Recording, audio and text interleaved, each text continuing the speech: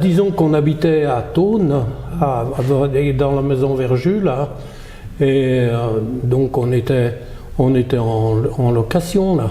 Donc j'avais ma sœur qui avait 12 ans, et moi qui en avais 10.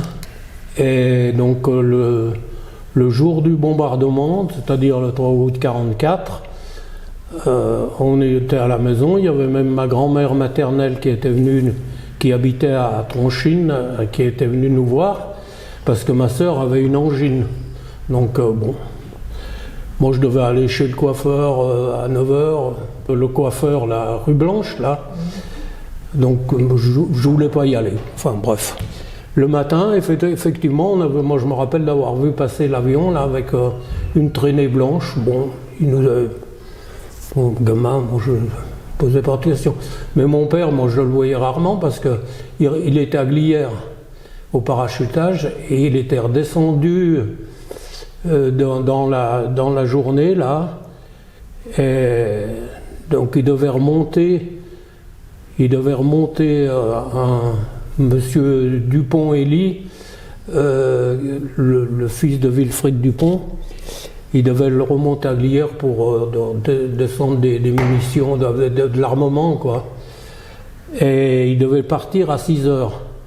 Le monsieur Dupont n'était pas prêt à 6h, donc ils avaient reporté à 8h. Et donc il était au fond de l'arcade, là, il buvait un coup avec monsieur Jean Ray d'ailleurs. Et donc à la première bombe, il est venu disons, c'est pas loin de la maison Verjus. Et donc nous, à la première bombe, qu'est-ce qu'on a fait? Il nous avait toujours dit qu'en cas de bombardement, chez M. Verjus, là-bas, il y avait des caves à fromage, il dit vous vous mettez là. À la première bombe, on est descendu, il y avait des escaliers, on est descendu, et on a attendu. Et puis on voyait passer tout le monde, tous les gens allaient au fond du jardin. Nous, finalement, après on a suivi les gens, on est allé au fond du jardin. Alors, mon père, après, sur ses entrefaites, est arrivé. Ma grand-mère était restée dans la cave. Il lui dit vous êtes bien là, restez là. Et lui, il est venu nous rejoindre au fond du jardin. Donc, on était au fond du jardin. J'étais, disons, là. Mon père était à côté de moi, ma mère et ma sœur. Et lui, mon père, nous, on était couchés, on était à plat ventre. Et il nous disait, restez à plat ventre.